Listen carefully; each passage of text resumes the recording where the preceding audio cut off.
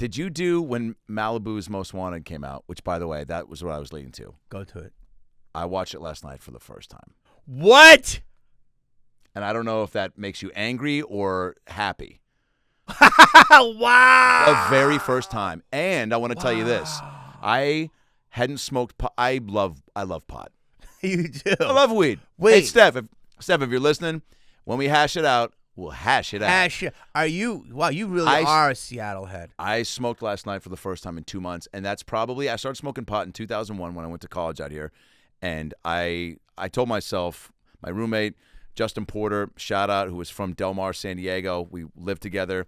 I had only smoked pot twice before coming to college. Was that? Your lady doesn't live with you? Now she does. Okay. I'm saying Justin Porter lived with me in college, freshman year of college. My bad. And he introduced me to pot and got me just on the train. And I was like, I'll probably stop when I graduate. No. Now everything in moderation, for sure. I've scaled it way back. Yeah. But I had gone 2 months, and I was just like, I think I'm going to keep going. I've never gone this long since I started. Wow, Truly. I didn't know you were a stoner.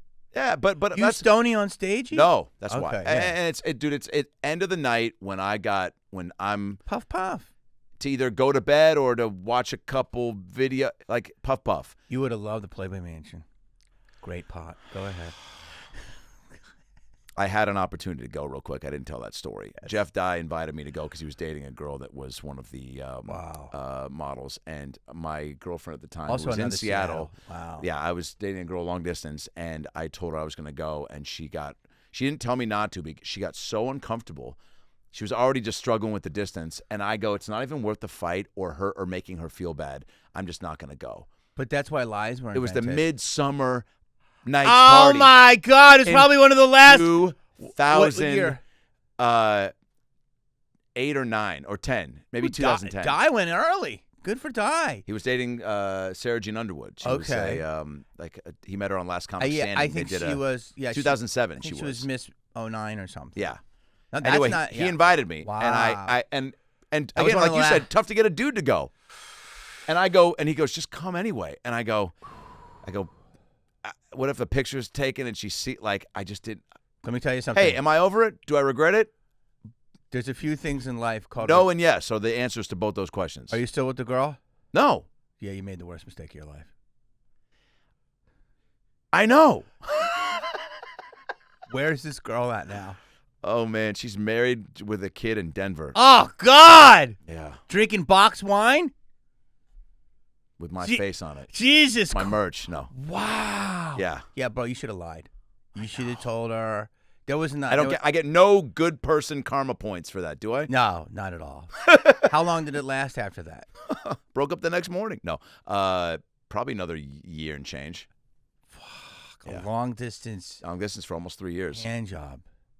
Bro, it was tough. Long distance is tough. Wow. What were we talking about though? We were talking about Malibu's Most Wanted. 2 months without pot. Got high. I smoked last night for the first time in 2 months and watched it and could not have fucking loved it more, dude. Thank you, buddy. Thank you. Truly. Wow. Top to bottom with one of my dear friends, Norman, who Did used Norman to work ever for see it? Yes. He's the one I told him, he goes, you got to watch. And I go, isn't it funny? I haven't seen it. He goes, after I left the factory, I think you went there shortly after me. Mm-hmm.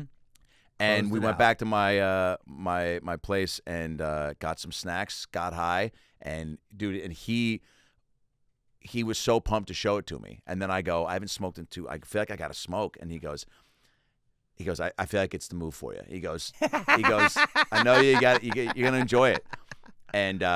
And we laughed like fucking kids.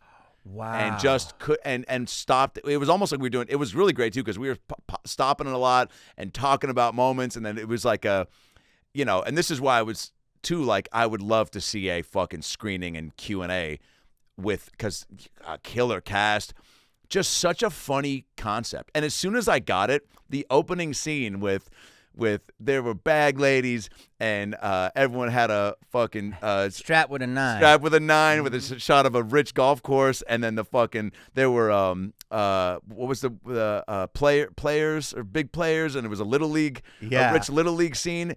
As soon as I understood what it was right out of the gate, I go, I paused it and I just turned to Norm and I go, I'm so fucking excited to watch the rest of this movie. And he's like, have you ever said that? I go, as an adult? No. Bro, it was awesome.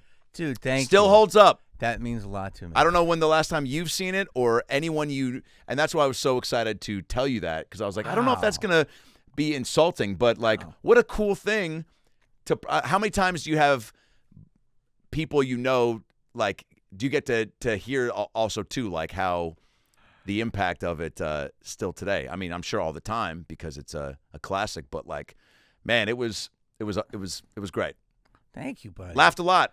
That means a lot to me, man. Coming from And I don't like comedy, but I laughed a lot. Wait, how old are you? 39. You're 39, so it came out when you're 20-ish, 21. It was 04, right? 03. No, 03, yeah.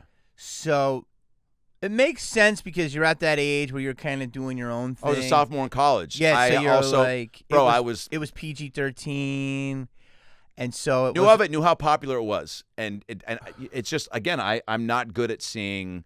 But did you see all Adam's movies? Not all of them. Okay, but you see all Will Ferrell's movies?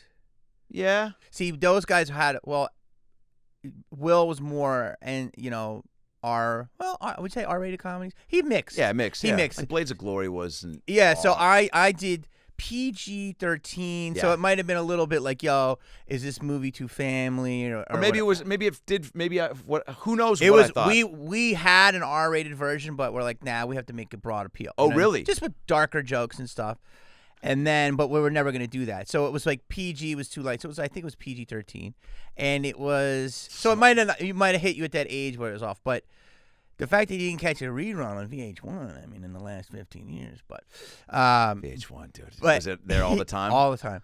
Awesome. No, but I thank you, buddy, and it means a lot. And what I'm trying to tell you is that making that movie was incredible. There's a lot of stories behind it, but the thing any that come to mind? Or I'm sorry, I just cut you off. You're about to say like no, there's just so many. You wrote it with Nick.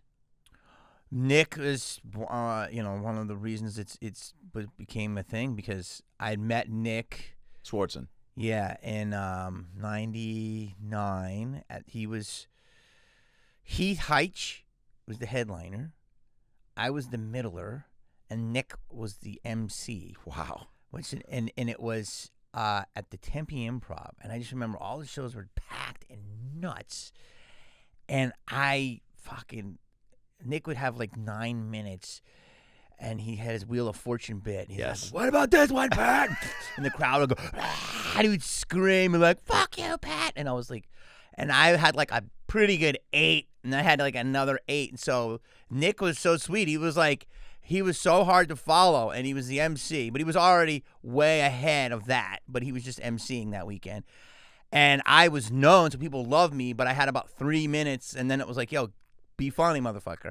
So Nick just started punching up my shit for me. He would just say, hey, man, try this, try this, try this. And he was so sweet. And every weekend, every day we go to Einstein's and fucking, he'd write my shit. I was like, dude, I love this guy. And that's how we started becoming friends. And he's like, I know you want to make this movie because I was telling him about this character. And I was doing B-Rad on stage. And then I did Tonight. Remember, there was something called Late Friday. Remember that?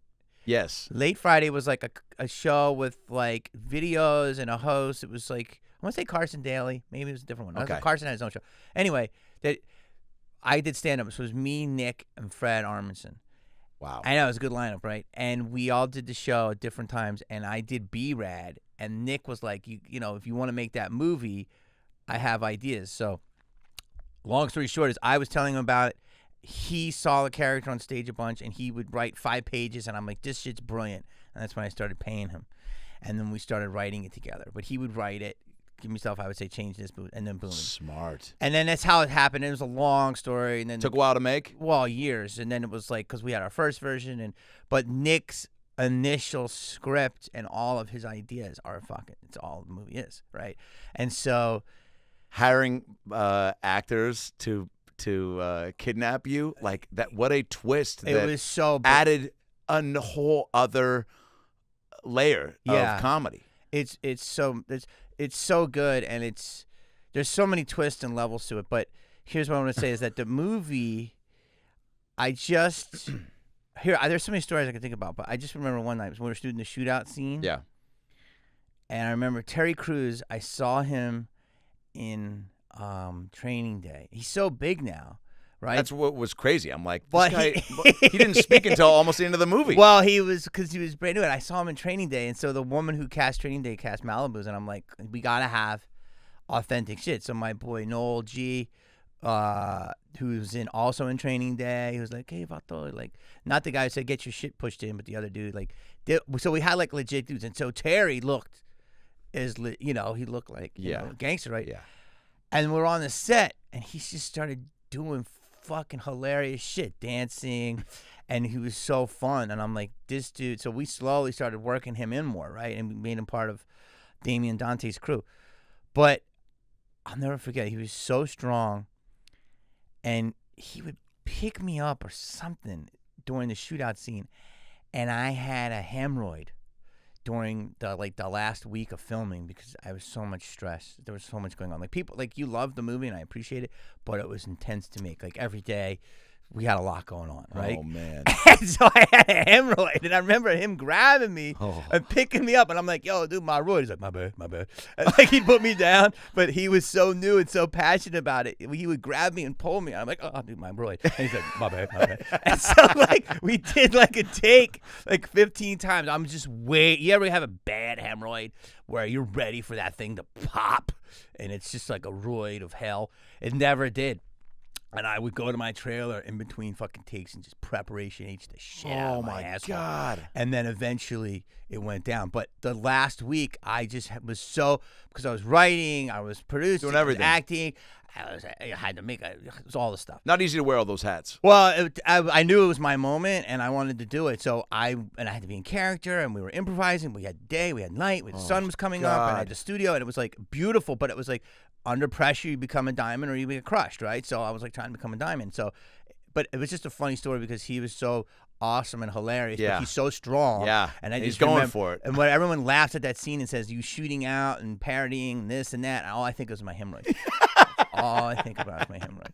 And I appreciate you, dude, because the movie has deeper levels to it. Like, I think it is now. Like, the movie's kind of a documentary now. Oh, yeah. I mean, we could look. There's rappers that are claiming Brentwood is the hardest streets. You know what I'm saying? Holy shit, yeah. Because that movie came out being born out of, I really wish I had a stir, is that Sorry, man. It was born out of Philly, where there were dudes that love hip-hop like me and stuff, but were like, hey, man, did you watch a new He-Man today? But like, yo, that Eric B. and Rakim. Like, we loved hip-hop, but we weren't like, yeah, what's up? What's up, player? But you wanted to be. Yeah, but we grew up with Run DMC and stuff, and we played ball. You know, I used to play ball. The first time I ever heard Run DMC was a dude named Lump. And I'm like, why is your name Lump? And he's like, because I keep my pockets lumpy. And he was fucking 13. You're like, why don't you call yourself Lumpy? Yeah, like that, right? And he was the dude in our playground, and he was dunking at 13, and he had fucking big ass money in his pocket, and he was like had the radio, like all that shit.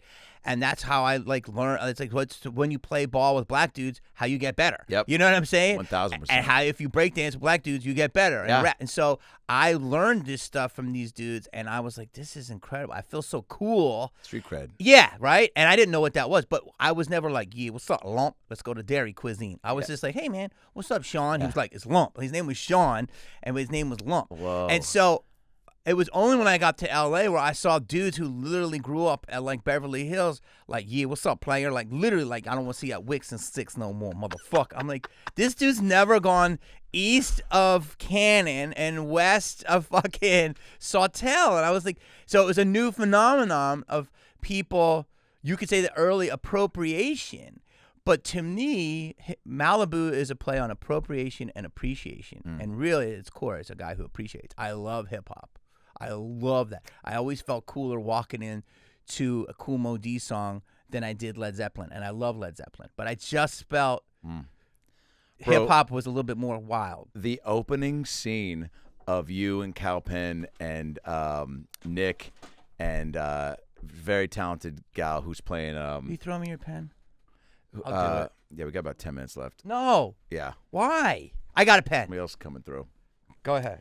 But we'll do I mean, dude, I already want to do another one with you, Okay. and we just will. But that opening Try to watch scene a movie when you from guys 20 years when ago. you guys all come in with that fucking like just bob like, dude, I was laughing out of the gate. It was so fucking silly, but so in context because you're like, oh, these guys. And what you guys do you go into? Is it the coffee shop or the what? No, we go into. What was the? Where you immediately We go went into in? the candle store. That's right. We go into the candle store And start demanding. Yeah, and we're like, yo, man, hey, what's up with that pocket validation? Yeah, you know that's what I'm right. saying? Yeah. And she was like, wow, like, yeah, all right. Like, it was like, that was our hardcore shit. But you came in, but it was like such a funny thing for you all to be bobbing like this in unison. But then also you're like, if these 4 people think they're that hot shit, especially at that time too, I guess maybe, to be doing that felt cool and true to those people.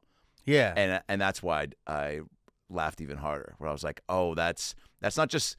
It wasn't just like, hey, let's have them come in with a silly walk. It's like they all think like if we all fucking come in together like that, that's gonna be people are gonna be like, look at those 4 cool ass people, right? Yeah. It was like what we did is we all believed our characters, and our characters believed that they belonged. You know what I mean? Like Nick was Mocha. You know what I mean? He was my sidekick, and he was like, yeah, just as hard. And Cal, like, we had his backstory. It was like, the son of either a Saudi royalty or tech guy or something. But like, we knew that these were like rich kids that were entitled, but were influenced, like myself, by hip hop culture. And it's just fish out of water. But now that fish out of water is a new lake. Like, you know what I mean? And I love them, but like from Chet Hanks on down, I mean, there's, people that are, and there are people that could really spit, but back in the day, it was 2 white. The first one was Ad Rock. The second one was Robbie Van Winkle. You know what I mean? There wasn't a lot of white MCs, an MC search, but now it's much more accepted. Have you guys ever done? So you've never done I'm sure you did at the time, right? Like screenings with Q&As. I mean, dude, Anthony Anderson, Regina Hall. I mean, fucking. Yeah, the cast, we were so lucky. Bonkers. The cast was incredible. They did. I owe Tay so much. Tay Diggs. Tay my God. Tay was the first guy to sign on, and that helped. It was incredible. I mean, we paid him nice, but he deserved more, and he blessed us because he has great cred as an actor. Yeah. And he's also can sing and dance. I mean, he's like a Broadway star too, along with a movie star. And yet he came on in a funny role and he fucked with it. And we had that great meeting and he was so cool and smooth. And he's like, yeah, I'm going to do it. And once he signed on, he blessed the whole project. I owe him everything. And then we got, and Ryan O'Neal. Yeah. Like, this is why Mary Vanu, the casting director, I mean, she cast the new Star Wars, but it's like, this is when you need somebody like that. She's like, how about your dad is Ryan O'Neal? I go, Ryan O'Neal? How could can I look like him? Like, that would be cool. And like, dye my hair. Great. And I'm like, how are we going to get Ryan O'Neal? She's like, she lives in Venice, and she's like, I know he's in Malibu, and I know he goes to this restaurant, and I'm pretty sure he's open right now. And like, you schedule it right. Like, so like, and then he was neighbors with Bo, and like, we got Bo Derek. Yeah. I mean, besides all the other Regina and Anthony and, Cal, I mean, we had so many people. Yeah. And so it was a blessing, dude. A lot of heavy hitters. Still holds up. Can't recommend it enough. Wow. I'll probably get high and watch it again. Yes, make sure you're on drugs to watch it. It's the only way you get through my stuff. Hilarious. I'm still laughing at how fun that was. Hey guys, Adam Ray here for the About Last Night podcast. Hope you enjoyed that little ALN highlight, that little freebie tidbit. If you want to see more highlights, clips, animations, and episodes, click right there. Click right there and get all the free ALN goodies your heart can muster. And of course, subscribe to the show by clicking the ALN logo right there. Do that. It's easy. See you next time. Peace.